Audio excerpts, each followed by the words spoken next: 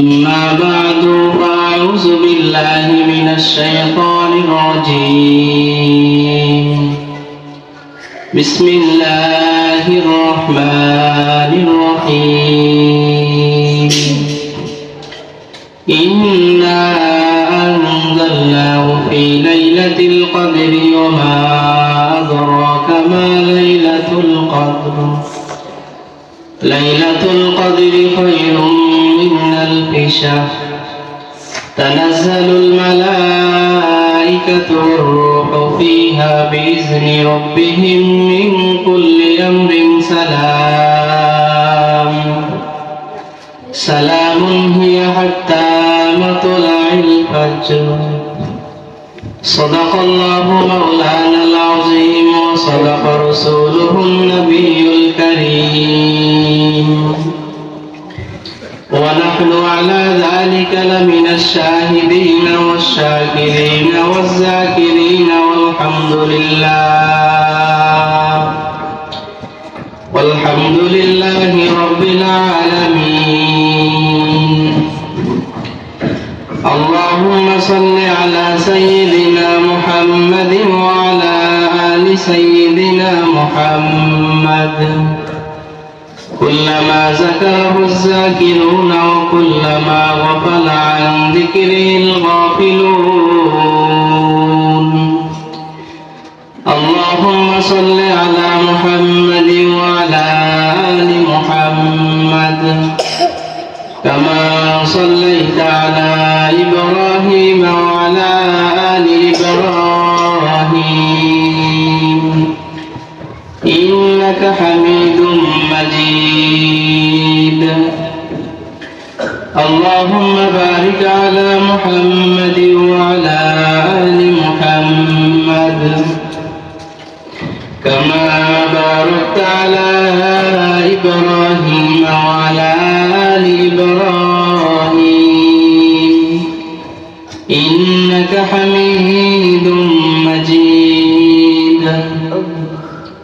আলহামদুলিল্লাহ, রব্বুল আলামিনের কাছে অসংখ্য অগণিত শুকরিয়া যে আল্লাহ পাক রব্বুল আলামিন আমাকে আপনাকে দ্বীনে নিসবতে, দাওয়াত ও তাবলীগে নিসবতে, কোরআন কারীমে নিসবতে পবিত্র মাহে রমজানের তৃতীয় জুমা রব্বুল আলামিনের ঘরে আসবার বসবার তৌফিক দিলেন, এই জন্য বলি আলহামদুলিল্লাহ।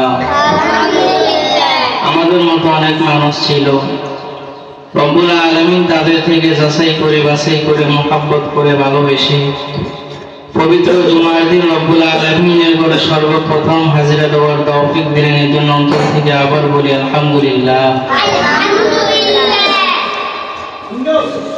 আমি আপনাদের সামনে কোরআনে কারীম থেকে একখানা সূরা তেলাওয়াত করেছি। রব্বুল আলামিন যদি আমাকে তৌফিক দান করে অল্প সময়ের মধ্যে কোরআনে কারীম থেকে দু চারটা কথা বলবো ইনশাআল্লাহ।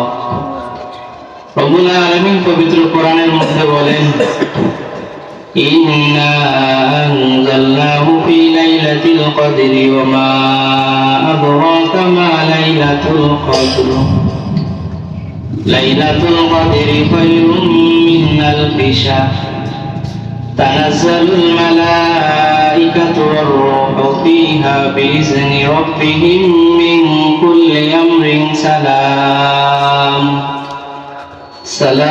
হিয়া হাত্তা মাতলাইল ফাজর। রব্বুল আলামিন পবিত্র কোরআনের মধ্যে বলেন, আমি এই কোরআনকে নাজিল করেছি শবে কদরে। রব্বুল আলামিন আমার আপনার নবীকে ডাক দিয়ে বলেন, হে নবী, আপনি কি জানেন শবে কদর সম্পর্কে? শবে কদর হলো 1000 মাস অপেক্ষার শ্রেষ্ঠ। এতে প্রত্যেক কাজের জন্য ফেরেশতাগণ ও রূহগণ অবতরণ হয় তাদের পালনকর্তার নির্দেশে। শবে কদরের রাত্রে একেবারে শুরু থেকে ফজরের পর্যন্ত রব্বুল আলামিন জমিনের মধ্যে রহমত বর্ষণ করতে থাকে। জমিনের মধ্যে রব্বুল আলামিন রহমত বর্ষণ করতে থাকে, মাগফিরাত বর্ষণ করতে থাকে। তো আল্লাহ পাক রব্বুল আলামিন পবিত্র কোরআনের মধ্যে বলেন, হে নবী, আপনি কি জানেন শবে কদর সম্পর্কে? রব্বুল আলামিন যেন জানিয়ে দেয় যে বান্দা, তুমি শবে কদরে কি কি আমল করবা। শবে কদরে আমি অনেক বান্দাদেরকে ক্ষমা করি, সবে কদরে বান্দা আমার কাছে যে যেটা চায় বান্দাকে আমি ওইটা দান করি। তো রব্বুল আলামিন বলেন, তুমি যখন সবে কদর পাইবা, সবে কদরে তুমি বেশি বেশি নফল ইবাদত বন্দেগী করবা। সবে কদরের রাতে তুমি বেশি বেশি কোরআন তেলাওয়াত করবা। কেননা আমি রব্বুল আলামিন সবে কদরে কোরআনে কারীমকে অবতরণ করেছি। সবে কদরের রাত যখন পাইবা তুমি বেশি বেশি জিকির করবা। সবে কদরের রাত যখন পাইবা আমি রব্বুল আলামিনের কাছে বেশি বেশি ইস্তেগফার করবা, দোয়া করবা। তো রাসূল আকরাম সাল্লাল্লাহু আলাইহি ওয়াসাল্লাম সবে কদরের ফজিলত বর্ণনা করেন যে সবে কদরের রাতে কেউ যদি ইবাদত বন্দেগী করে, রব্বুল আলামিনকে ডাকে, রব্বুল আলামিন ওই বান্দাকে মাফ করে দেয়। রাসূল হাদিসের মধ্যে বলেন যে বনী ইসরাইলের চারজন নবী, হযরত আইয়ুব আলাইহিস সালাতু ওয়াস সালাম, হযরত জাকারিয়া আলাইহিস সালাতু ওয়াস সালাম, হযরত হিজকিল আলাইহিস সালাতু ওয়াস সালাম, হযরত ইউসা আলাইহিস সালাতু ওয়াস সালাম, এই চারজন নবী 80 বছর ইবাদত বন্দেগী করেছেন। কোন সময় রব্বুল আলামিনের সাথে নাফরমানি করেন নাই, কোন সময় রব্বুল আলামিনের সাথে বেঈমানি করেন নাই।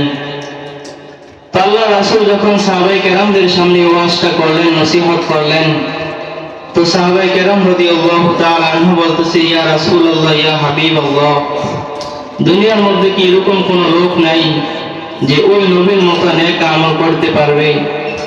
তো আল্লাহ রাসূল সাল্লাল্লাহু আলাইহি ওয়াসাল্লাম সাহাবায়ে কেরামদেরকে বলতেছেন, হে আমার সাহাবায়ে কেরাম শোনো, দুনিয়ার মধ্যে যদি আমার উম্মত যদি সবে কদর পায় আর রাত্র জেগে যদি ইবাদত বন্দেগী করে, তাহলে আমি রব্বুল আলামিন, আমি রাসূল বলতেছি যে আল্লাহ পাক রব্বুল আলামিন আমার বান্দাকে ওই যে চার নবী 80 বছর ইবাদত বন্দেগী করছে ওদের মতো সওয়াব ওদের আমলনামার মধ্যে লিপিবদ্ধ করে দিবে।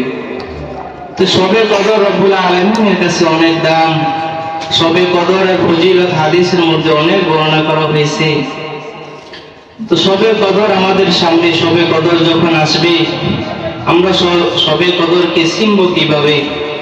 রাসূল আকরাম সাল্লাল্লাহু আলাইহি ওয়াসাল্লাম হাদিসের মধ্যে বলেন যে যখন তোমরা রমজান মাস পাইবা, রমজানের শেষ দশকে তোমরা সবে কদরকে তালাশ করো।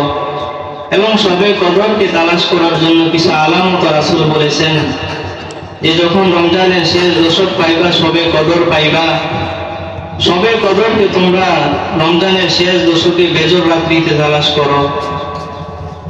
রমজানের শেষ দশকে বেজর রাত্র হলো 21, 23, 25, 27, 29। রাসূল আকরাম সাল্লাল্লাহু আলাইহি ওয়াসাল্লাম বলেন যে বেজর রাত্রিদের মধ্যে তোমরা সবে কদরকে তালাশ করো। তো আল্লাহ রাসূল সাল্লাল্লাহু আলাইহি ওয়াসাল্লাম সবে কদরের কিছু আলামত দিয়ে দিয়েছে, বলে দিয়েছে যে 1 নম্বর আলামত হলো সবে কদর হলো বেজর রাত্রিতে হবে। 2 নম্বর আলামত হলো সবে কদরের রাতে বেশি অন্ধকারও থাকবে না, বেশি আলোও থাকবে না, এটা মধ্যম ধরনের হবে। 3 নম্বর আলামত হলো আবহাওয়া অনেক সুন্দর হবে, ভালো থাকবে। 4 নম্বর আলামত হলো সবে কদরের রাতে রহমতের বাতাস হবে। 5 নম্বর আলামত হলো 87 রমজান সবে কদর হবে। তো রব্বুল আলামিন বলেন যে ব্যক্তি সবে কদরে আমার কাছে তওবা করবে, আমার কাছে ক্ষমা চাইবে, আমি রব্বুল আলামিন এই বান্দাকে মাফ করে দেব। এজন্য তওবা করতে হবে সাহাবায়ে কেরামদের মতো।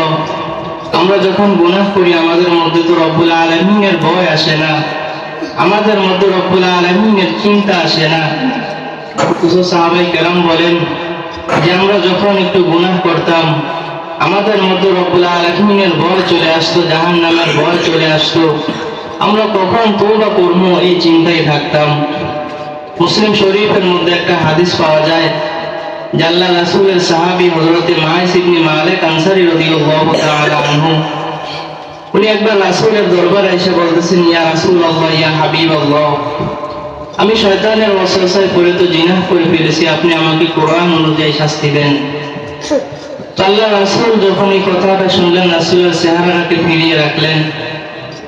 ওই সাহাবী আবার রাসূলের এদিক দিকে আয়েশা বলতেছে, ইয়া রাসূলুল্লাহ, আমি তো শয়তানের ওয়াসওয়াসায় পড়ে গুনাহ করে ফেলেছি, আপনি কোরআন অনুযায়ী আমাকে শাস্তি দেন। এভাবে মাইস ইবনে মালিক আনসারী রাদিয়াল্লাহু তাআলা আনহু 3 বার বলার পরে আল্লাহ রাসূল সাল্লাল্লাহু আলাইহি ওয়াসাল্লাম সাহাবায়ে কেরামদেরকে বলতেছেন, হে আমার সাহাবায়ে কেরাম, তোমরা একটু মায়েসের বাড়িতে যাও, গিয়ে দেখো মায়েস যে কথাটা বলেছে এই কথাটা কতটুকু সত্য। তো সাহাবায়ে কেরাম রাদিয়াল্লাহু তাআলা আনহু বলেন যে আমরা যখন মায়েসের বাড়িতে গেলাম, গিয়ে মায়েসের বিবিকে এই কথাটা বললাম যে মায়েসের বিবি, তোমার স্বামী তো রাসূলের দরবারে গিয়ে বলতেছে তোমার স্বামী নাকি জিনাহ করেছে, এই কথাটা সত্য কিনা? তখন মায়েসের বিবি বলতেছে, হে আমার স্বামী যে কথাটা বলছে এটা সত্য কথা। এই কথা যখন রাসূল আকরাম সাল্লাল্লাহু আলাইহি ওয়াসাল্লামের কাছে বলা হলো, আল্লাহ রাসূল সাল্লাল্লাহু আলাইহি ওয়াসাল্লাম বলতেছে, ঠিক আছে তোমরা গর্ত খনন করো। শরীয়তের মধ্যে পাওয়া যায় যে যে ব্যক্তি জিনাহ করে, জিনাহ করার পরে ওনার শাস্তি হলো ওনাকে পাথর মেরে মেরে হত্যা করে ফেলা।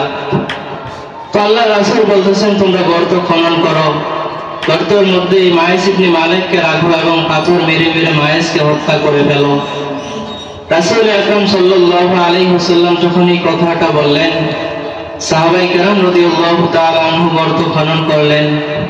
গর্তের মধ্যে যখন মায়েস ইবনে মালিক আনসারী রাদিয়াল্লাহু তাআলা আনহুকে রাখা হলো, ওনাকে রেখে সাহাবায়ে কেরাম রাদিয়াল্লাহু তাআলা আনহু পাথর মারা শুরু করলো।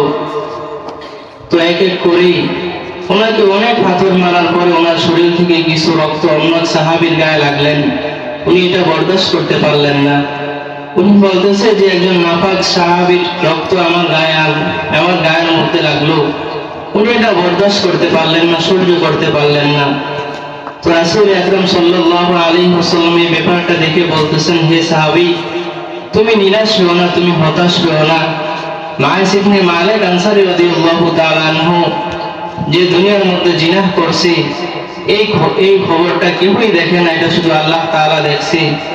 মায়েসের মধ্যে যখন জাহান্নামের ভয় ঢুকছে, জাহান্নামের চিন্তা ঢুকছে, মায়েস আমার কাছে এসে বলতেছে মায়েসকে তওবার রাস্তা দেখানোর জন্য। এখন মায়েস এরকম ভাবে তওবা করছে, রব্বুল আলামিনের কাছে ক্ষমা চাইছে। আল্লাহ পাক রব্বুল আলামিন জানিয়ে দিয়েছে যে হে বান্দা, আমার গোটা উম্মত যদি গুনাহ করে আর এই গুনার বিনিময়ে যদি মায়েসের এই তওবাটা সমস্ত উম্মতের গুনার বিনিময়ে বন্টন করে দেওয়া হয়, তাহলে এক তওবার বিনিময়ে রব্বুল আলামিন সবাইকে মাফ করে দিবে। তো মায়েসের তওবা রব্বুল আলামিনের কাছে এত দাম, এত কবুল হয়েছে। তো সবে কদর আমাদের সামনে, সবে কদর পেয়ে যদি আমরা রব্বুল আলামিনের কাছে তওবা না করাইতে পারি, সবে কদর পেয়ে যদি রব্বুল আলামিনের কাছে ইস্তেগফার না করাইতে পারি, তাহলে আল্লাহ পাক রব্বুল আলামিন বলেন যে তোমাদের মতো নাফরমান, তোমাদের মতো শত্রু দুনিয়ার মধ্যে আর কেউ নাই। তো আল্লাহ পাক রব্বুল আলামিন বলেন যে বান্দা, তুমি যখন সবে কদর পাইবা, সবে কদরে তুমি বেশি বেশি ইবাদত বন্দেগী করো, সবে কদরে তুমি বেশি বেশি রব্বুল আলামিনকে ডাকো। তো আল্লাহ পাক রব্বুল আলামিন বলেন সবে কদরে আমি বান্দাদেরকে মাফ করে দিব এবং সবাইকে মাফ করে দিব, কিন্তু 4 শ্রেণীর লোককে সবে কদরে আমি মাফ করব না। রব্বুল আলামিন বলেন যে 4 শ্রেণীর লোককে আমি সবে কদরে মাফ করব না। 1 নম্বর হলো মুশরিক, আমি মুশরিককে সবে কদরের রাতে মাফ করব না। 2 নম্বর হলো হিংসাকারী, যে ব্যক্তি দুনিয়ার মধ্যে হিংসা করে সবে কদরের রাতে ওই ব্যক্তিকে রব্বুল আলামিন কিন্তু মাফ করবেন না। 3 নম্বর হলো নেশাখোর, যারা দুনিয়ার মধ্যে নেশা করে, বিড়ি খায়, এরকম ভাবে যেগুলা হারাম, যারা দুনিয়ার মধ্যে এগুলা খায়, রব্বুল আলামিন সবে কদরের রাতে তাদেরকে মাফ করবেন না। 4 নম্বর রব্বুল আলামিন বলেন যারা পিতা মাতার অবাধ্য সন্তান, পিতা মাতার কথা শুনে না, রব্বুল আলামিন সবে কদরের রাতে তাদেরকে মাফ করবেন না। তো রব্বুল আলামিন বলেন যে তোমরা যখন সবে কদর পাইবা, সবে কদরে আমার কাছে বেশি বেশি তওবা করো, বেশি বেশি ইস্তেগফার করো, বেশি বেশি দরখাস্ত করো গুনাহ মাফের জন্য, আমি রব্বুল আলামিন কিন্তু তোমাদের সমস্ত গুনাহগুলোকে মাফ করে দেব।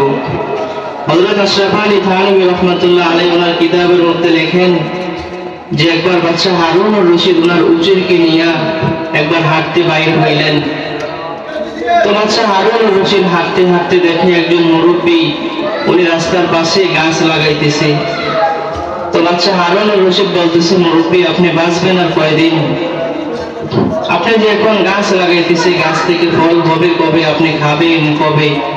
তো তো বাদশাহ হারুন আর রশিদ বলতেছে, হায় রে বোকা বাদশাহ, আমি তো আপনাকে অনেক দামি মনে করেছিলাম, আপনি একজন বাদশাহ মানুষ, আমি তো আপনাকে অনেক বড় ধরনের একজন লোক মনে করছিলাম, এখন তো দেখি আপনি অনেক বোকা। বাদশাহ বলতেছে, কি হয়েছে একটু বলো। তো ওই ওই বুড়া মুরব্বী বলতেছে যে, শোনো, আগেরকার জমানার মধ্যে আমাদের বাপ চাষারা গাছ লাগাইছিল, ফল আমরা খেয়েছি, এখন আমিও ফল গাছ লাগাইতেছি, আমাদের ছেলে সন্তানরা আসলে ফল খাবে। বাদশাহ যখন এই কথাটা শুনলো, বাদশাহ খুশি হয়ে ওই মুরব্বীকে 1000 টাকা পুরস্কার দিল। ওই মুরব্বী বলতেছে, আলহামদুলিল্লাহ। বাদশাহ বলতেছে, কেন আলহামদুলিল্লাহ বললা? মুরব্বী বলতেছে, যে মানুষ গাছ লাগানোর পরে 1 বছর পরে ফল পায়, আমি গাছ লাগানোর সাথে সাথে ফল পেয়ে গেছি। বাদশাহ খুশি হয়ে ওনাকে আবার 1000 টাকা পুরস্কার দিলেন। তো মুরব্বী আবার বলতেছে, আলহামদুলিল্লাহ। বাদশাহ বলতেছে, তুমি কেন আলহামদুলিল্লাহ বললা? তো মুরব্বী বলতেছে, মানুষ গাছ লাগানোর পরে ফল পায় একবার, আমি গাছ লাগানোর পরে ফল পাইলাম 2 বার, এই জন্য আলহামদুলিল্লাহ বললাম। তো রব্বুল আলামিন যেন বলে যে, বান্দা যখন সবে কদর পাইবে, সবে কদরের রাত্রে যখন আমি রব্বুল আলামিনকে খুশি করতে পারবে, সবে কদরের রাত্রে যখন রব্বুল আলামিনকে ডাকতে পারবে, আমি রব্বুল আলামিনের কাছে বান্দা যখন যেটাই চাইবে, আমি রব্বুল আলামিন বান্দাকে সঙ্গে সঙ্গে সেটাই দান করব। এজন্য সবে কদর দামি হওয়ার পিছনে হলো যে সবে কদরে রব্বুল আলামিন কোরআনকে নাজিল করেছেন আমার আপনার নবীর উপর, এজন্য সবে কদর দামি হয়ে গেছে। যার মধ্যে কোরআনে কারীম থাকবে ওই ব্যক্তি দামি হয়ে যাবে, যার মধ্যে কোরআনের ইলম থাকবে ওই ব্যক্তি দামি হয়ে যাবে। এজন্য রমজান মাস দামি হওয়ার পিছনে একটা রহস্য রয়েছে, রমজান মাস দামি হওয়ার পিছনে একটা কারণ রয়েছে, যে রব্বুল আলামিন বলেন যে রমজানের শেষ দশকে সবে কদরে আমি কোরআনকে নাজিল করেছি, এজন্য রমজান মাসকে আমি দামি বানিয়ে দিয়েছি। তো কোরআন কার উপর নাজিল হয়েছে? রব্বুল আলামিন বলেন, কোরআন আমি আমার বন্ধুর উপর নাজিল করেছি, রাসূল আকরাম সাল্লাল্লাহু আলাইহি ওয়াসাল্লামের উপর আমি কোরআনকে নাজিল করেছি। রাসূল আকরাম সাল্লাল্লাহু আলাইহি ওয়াসাল্লামের উপর কোরআন কিভাবে নাজিল হলো? ইতিহাসের কিতাবের মধ্যে পাওয়া যায় যে আল্লাহ রাসূল সাল্লাল্লাহু আলাইহি ওয়াসাল্লাম ওনার যৌবন কাল থেকে উনি রব্বুল আলামিনের ইবাদত বন্দেগী করতেন, রব্বুল আলামিনকে উনি ডাকতেন। মক্কা থেকে 3 মাইল দূরে হেরা গুহা, ওখানে বসে বসে আমার আপনার নবী ইবাদত বন্দেগী করতেন, রব্বুল আলামিনের ডাকতেন। তো রাসূল আকরাম সাল্লাল্লাহু আলাইহি ওয়াসাল্লামের যখন এক এক করে 40 বছর হলো, তখন আল্লাহ তাআলা জিবরাইল আমিনকে পাঠাইলেন, জিবরাইল যাও আমার হাবিবের কাছে যাও, কোরআন নিয়ে যাও, তুমি 5টা আয়াত নিয়ে যাও, গিয়ে বলবা যে আল্লাহ পাক রব্বুল আলামিন আপনার উপর কোরআনে কারীমকে অবতরণ করবে। তো জিবরাইল আলাইহিস সালাতু ওয়াস সালাম যখন হেরা গুহায় আসলেন, হেরা গুহায় এসে রাসূলকে সালাম দিয়ে বলতেছেন, ইয়া রাসূলুল্লাহ, ইয়া হাবিবাল্লাহ, আল্লাহ তাআলা আপনার উপর কোরআনকে নাজিল করবে, আপনি আমার সাথে বলেন ইকরা। রাসূল আকরাম সাল্লাল্লাহু আলাইহি ওয়াসাল্লাম যখন এই কথাটা শুনলেন, রাসূল বলতেছেন, মা আনা বিকারিন, আমি তো পড়তে জানি না। জিবরাইল আলাইহিস সালাতু ওয়াস সালাম আবার বলতেছেন যে রাসূল আপনি পড়েন ইকরা। রাসূল আবার বলতেছেন, মা আনা বিকারিন, আমি পড়তে জানি না। তৃতীয়বার আবার জিবরাইল আলাইহিস সালাতু ওয়াস সালাম বলতেছেন, রাসূল আপনি পড়েন ইকরা। রাসূল তৃতীয়বার আবার বলতেছেন, মা আনা বিকারিন, জিবরাইল আমি পড়তে জানি না। চতুর্থবার জিবরাইল আলাইহিস সালাতু ওয়াস সালামের বুকের সাথে রাসূলের বুকটাকে মিলিয়ে বলতেছে, পড়েন আপনার আল্লাহর নামে। রাসূল যখন আল্লাহ তাআলার নাম শুনল, রাসূল জিবরাইলের সাথে পড়া শুরু করে দিল, ইকরা বিসমি রাব্বিকাল্লাযী খলাক, খলাকাল ইনসানা মিন আলাক। এভাবে রাসূল আকরাম সাল্লাল্লাহু আলাইহি ওয়াসাল্লামের উপর 5টা আয়াত নাজিল করলেন। রাসূল সাল্লাল্লাহু আলাইহি ওয়াসাল্লাম বলেন যে আমার উপর যখন কোরআনে কারীম অবতরণ হলো, এরকম বার কোরআনে কারীম আমার সঙ্গে সঙ্গে জ্বর চলে আসলো। আমি হেরা গুহা থেকে সঙ্গে সঙ্গে আমার বিবি খাদিজাতুল কুবরার ঘরে চলে গেলাম। ওখানে গিয়ে বলতেছি, খাদিজা তাড়াতাড়ি আমাকে একটু কম্বল দাও, আমাকে একটু পেঁচিয়ে ধরো, আমার শরীরের মধ্যে এরকম জ্বর আসতেছে, এরকম অসুস্থ হয়ে পড়তেছি। তো খাদিজা রাদিয়াল্লাহু তাআলা আনহা বলেন যে আমি যখন আমার স্বামীকে এই অবস্থা দেখলাম, আমি একজন গণকের কাছে নিয়ে গেলাম। তো গণক যখন হযরত মুহাম্মদুর রাসূলুল্লাহ সাল্লাল্লাহু আলাইহি ওয়াসাল্লামকে দেখলেন, উনি রাসূলকে দেখেই চিনে ফেলছেন যে উনি তো অন্য কোনো ব্যক্তি না, উনি তো মুহাম্মদুর রাসূলুল্লাহ। উনি বলতেছে, ইয়া রাসূলুল্লাহ, ইয়া হাবিবাল্লাহ, আপনার কাছে কিছুক্ষণ আগে যে ব্যক্তি একটা কিতাব নিয়ে কয়েকটা আয়াত নিয়ে এসেছিল, উনি হলো জিবরাইল। উনি এখন থেকে আপনার কাছে, এখনকার থেকে আসতেই থাকবে। উনি ধাপে ধাপে আপনার কাছে কোরআনে কারীম অবতরণ করবে। রব্বুল আলামিন আপনার উপর পুরা 30 পারা কোরআন আপনার উপর নাজিল করবে। তো রাসূল আকরাম সাল্লাল্লাহু আলাইহি ওয়াসাল্লাম বলেন যে কোরআনের কারণে আমি দামি হয়েছি। যে মাসে কোরআন নাজিল হয়েছে রমজানুল মুবারক, এই কোরআনের কারণে রমজান দামি হয়ে গেছে। এজন্য রব্বুল আলামিন বলেন, তোমরা বেশি বেশি রমজানকে মহব্বত করো, ভালোবাসো, এবং বেশি বেশি রমজানের মধ্যে বেশি বেশি কোরআন তেলাওয়াত করো। আমরা যদি কোরআন নাও পড়তে পারি, যদি কোরআনকে ভালোবাসি, তারপরে রব্বুল আলামিন বলেন যে কোরআনকে ভালোবাসার বিনিময় আমি রব্বুল আলামিন তোমাদেরকে মাফ করে দেব এবং তোমাদের সম্মানকে আমি রব্বুল আলামিন বাড়িয়ে দেব। হযরত আশরাফ আলী থানভী রাহমাতুল্লাহ আলাইহি ওনার কিতাবের মধ্যে লেখেন যে এক ব্যক্তি হলো মুসলমান। উনি কোরআন পড়তে পারতো না, কিন্তু কোরআনকে মহব্বত করতে ভালোবাসতো। উনি 5 ওয়াক্ত নামাজের পরে ঘরে এসে উনি কোরআনকে চুমু দিত, কোরআনকে অনেক মহব্বত করতেন, ভালোবাসতেন। তো হযরত আশরাফ আলী থানভী রাহমাতুল্লাহ আলাইহি বলেন, ওই ব্যক্তি উনি এক ইহুদির বাড়িতে কাজ করতেন, বাড়িতে থাকতেন। তো কিছুদিন পর যখন ওই ব্যক্তি মারা গেল, এখন ইহুদি পেরেশান হয়ে গেল যে আমি তো হলো ইহুদি, আমরা যখন মারা যাই আমাদেরকে কবর দেয় একভাবে, দাফন করে আরেকভাবে। উনি তো হলো মুসলমান, মুসলমানকে কিভাবে দাফন করে, কিভাবে কবর দেয়, কিভাবে গোসল করায়, এটা তো আমি জানি না। উনি পেরেশান হয়ে গেল। তুমি চিন্তা করলো, আমি একটু রাস্তায় যাই, রাস্তায় গিয়ে দেখি কোনো মানুষ আছে কিনা, আমি কোনো মুসলমান ব্যক্তিকে পাই কিনা। উনি যখন রাস্তায় গেলেন, গিয়ে দেখতেছে একটা মুসলমান ব্যক্তি সাইকেল চালিয়ে আসতেছে। তখন ওই ইহুদি ওই মুসলমান ব্যক্তিকে বলতেছে, ভাই আপনাদের ধর্মের একটা লোক মারা গেছে, চলেন একটু দাফন করে আসবেন। তখন ওই ব্যক্তি ওনার সাথে চলে গেল ওই মুসলমান ব্যক্তিকে দাফন করার জন্য, কবর দেওয়ার জন্য। তো মুসলমান ব্যক্তি যখন ওনাকে সুন্দরভাবে গোসল করাইলেন, ওনাকে দাফন শেষ করে ওই মুসলমান ব্যক্তি যখন ওনার কাজের উদ্দেশ্যে রওনা করলেন, তখন উনি অফিসের সামনে, ওনার দোকানের সামনে গিয়ে উনি যে দোকান খুলবে, এখন ওনার চাবি বিছড়িয়ে পাইতেছে না। হঠাৎ ওনার জেহানে আসলো যে আমি যে কবরে যখন নামছি, মনে হয় আমার বুক পকেট থেকে চাবিটা মনে হয় কবরের মধ্যেই পড়ে গেছে। উনি আবার ঘুরতে ঘুরতে বাড়ির মধ্যে গেলেন, গিয়ে ওই ইহুদি ভাইকে বলতেছেন, ভাই আমি যখন আপনার অনুমতিতে আমার একজন মুসলমান ভাইকে দাফন করতে আসলাম, আমি যখন ওনাকে কবরে নামাইলাম, আমার তো মনে হয় আমার পকেট থেকে আমার চাবিটা ওনার কবরের মধ্যে পড়ে গেছে, আপনি আমাকে একটু সাহায্য করেন, একটা কোদাল এনে দেন। ওই ইহুদি ভাই যখন ওনাকে একটা কোদাল এনে দিলেন, তো মুসলমান ব্যক্তিটা যেই সোজা ওনাকে কবর দিয়েছে, কবরের মধ্যে নামছে, এই জায়গাটা উনি মাটি খনন করে ওনার হাতটা ঢুকে ওনার চাবিটা নিয়ে যখন মাটি দিয়ে যখন আবার দাফন করবে, উনি দেখতেছে কবর থেকে মিশকে আম্বরের ঘেরান আসতেছে। তো মুসলমান ব্যক্তি ওনার বিবির কাছে গিয়ে বলতেছেন যে দুনিয়ার মধ্যে আপনার স্বামীর কি আমল ছিল, দুনিয়ার মধ্যে আপনার স্বামী কি আমল করত, যে আমি মাত্র দাফন করে আমার অফিসে গেলাম, আবার এসে আমি দেখতেছি আপনার স্বামীর কবর থেকে নূরে তাজাল্লি, এরকম মেশক আম্বরের ঘেরান আসতেছে, কারণ কি? তখন ওই মহিলা বলতেছে, আমার স্বামী জীবিত থাকা অবস্থায় 5 ওয়াক্ত নামাজ পড়তেন, এবং 5 ওয়াক্ত নামাজের পরে ঘরে যখন আসতো, আমার স্বামী সুন্দর করে কোরআনে কারীমকে মহব্বত করত, ভালোবাসতো, কোরআনের উপর দিয়ে আমার স্বামী হাত বোলাইতো।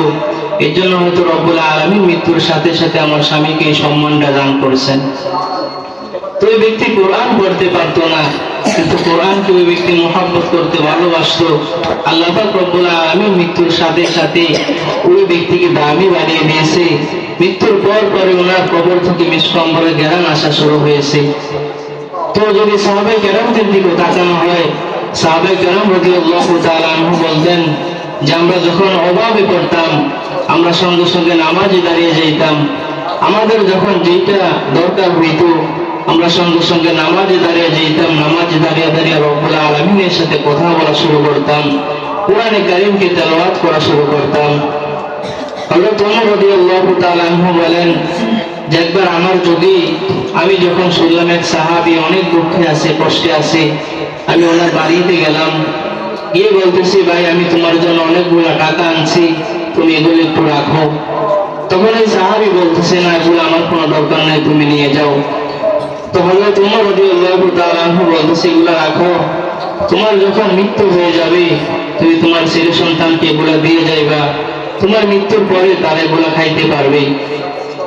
তো হযরত ওমর রাদিয়াল্লাহু তাআলা আনহু ওই ব্যক্তি উত্তর দিতেছে, ওমর তোমার টাকা তোমার কাছেই রাখো, আমি আমার ছেলেকে আমার মেয়েকে সূরা ওয়াকিয়া শিক্ষা দিয়েছি।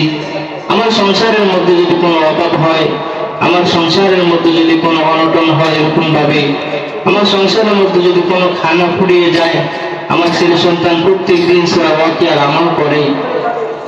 আল্লাহ পাক রব্বুল আলামিন কোরআনের বিনিময়ে আমার ঘরে দৈনন্দিন খানার ব্যবস্থা করে। আমার ঘরে রব্বুল আলামিন এই কোরআনের বিনিময়ে দৈনন্দিন রহমতের ব্যবস্থা করে। এজন্য যে ব্যক্তি কোরআনকে পড়বে, কোরআনের সাথে সম্পর্ক রাখবে, যে ব্যক্তি কোরআনকে মহব্বত করবে, আল্লাহ পাক রব্বুল আলামিন তাকে কোরআনের বিনিময়ে দামি বানিয়ে দিবে। আমি ছোট্ট একটা কথা বলে আমি আমার কথা শেষ করে দিতেছি।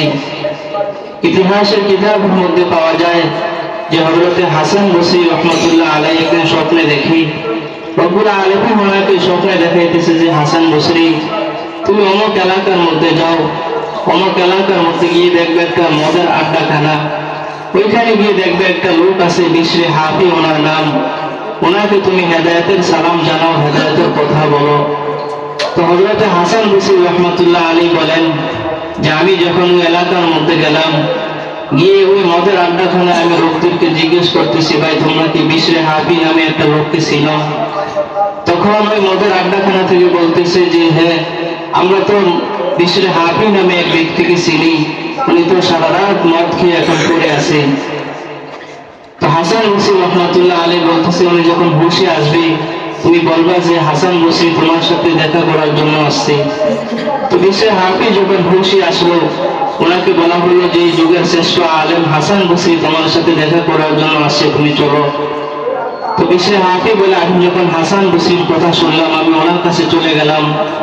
হাসান বসরি ওনাকে প্রশ্ন করতেছে বিশরে হাফি তুমি দুনিয়ার মধ্যে এরকম কি আমল করো যে রব্বুল আলামিন আমাকে তোমার কাছে পাঠাইছে তোমাকে হেদায়েতের কথা শোনানোর জন্য? বিশরে হাফি এই কথাটা শোনার পর বলতেছে আমি তো দুনিয়ার মধ্যে এরকম কোনো আমল করি না, তবে আজকে আমি একটা ছোটখাটো আমল করেছি। সেটা হলো আমি যখন আজকে সকালবেলা মদ খাওয়ার জন্য মদের আড্ডাখানা যখন রওনা করছি, হঠাৎ দেখি মাটির মধ্যে একটা কাগজের মধ্যে বিসমিল্লাহির রহমানির রহিম লেখা। আমি এই কাগজটা উঠিয়ে সালাম করে একটা উপরের জায়গার মধ্যে রেখে আমি চলে আসছি। তো হাসান বসরি যখন এই কথাটা শুনলো, হাসান বসরি বলতেছে যে বিশরে হাফি আল্লাহ পাক রব্বুল আলামিন হয়তো এই কারণে তোমাকে মাফ করে দিয়েছে। আল্লাহ পাক রব্বুল আলামিন তো বলেই দিয়েছে যে ব্যক্তি ওনার কোরআনের জিম্মাদারি গ্রহণ করবে, কোরআনের হেফাজত করবে, আল্লাহ পাক রব্বুল আলামিন ওই ব্যক্তির জিম্মাদারি গ্রহণ করবে। তুমি যেহেতু কোরআনের জিম্মাদারি গ্রহণ করছো, কোরআনকে সম্মান করছো, আল্লাহ পাক রব্বুল আলামিন এর বদলে তোমাকে মাফ করে দিয়েছে। তো আমরা যখন দুনিয়ার মধ্যে কোরআনকে সম্মান করব, কোরআনকে ইজ্জত করব, রব্বুল আলামিন বলে আমিও বান্দাকে মাফ করে দেব এবং বান্দার সমস্ত গুনাহ আমি রব্বুল আলামিন মাফ করে দেব। এই জন্য দুনিয়ার মধ্যে রব্বুল আলামিন আমাদেরকে যতদিন হায়াত দিয়েছে, আমাদের সামনে যত অগ্রসর আমাদের জীবন আগাবে, আমরা রব্বুল আলামিনের ইবাদত করব, বন্দেগী করব এবং কোরআনকে মহব্বত করব। যারা কোরআন পড়তে পারি না তারা কোরআনকে মহব্বত করব, কোরআনকে ভালোবাসবো। আল্লাহ পাক রব্বুল আলামিন এর বিনিময়ে আমার আপনার জীবনকে সুন্দর করে দিবেন। আল্লাহ পাক রব্বুল আলামিন এর বিনিময়ে কোরআন যেরকম সুন্দর, আমার অন্তর আমার চরিত্র রব্বুল আলামিন সুন্দর করে দিবে। এই জন্য আল্লাহ পাক রব্বুল আলামিন আমাদের সবাইকে কোরআনকে মেনে কোরআনকে মহব্বত করার, কোরআনকে মানার তৌফিক দান করুক, সবাই বলি আমিন। এবং আমাদের সামনে যে শবে কদর আসতেছে, আল্লাহ পাক রব্বুল আলামিন আমাদেরকে রাত জেগে ইবাদত বন্দেগী করার তৌফিক দান করুক, সবাই বলি আমিন। আমাদের সামনে আরেকটা আরেকটা এরকম বড় আমল আসতেছে ইতিকাফ। আল্লাহ পাক রব্বুল আলামিন আমাদের সবাইকে সবগুলো আমল করার তৌফিক দান করুক। সবাই বলে আমিন। ওয়া আখিরু দাওয়ানা আলহামদুলিল্লাহি রাব্বিল আলামিন।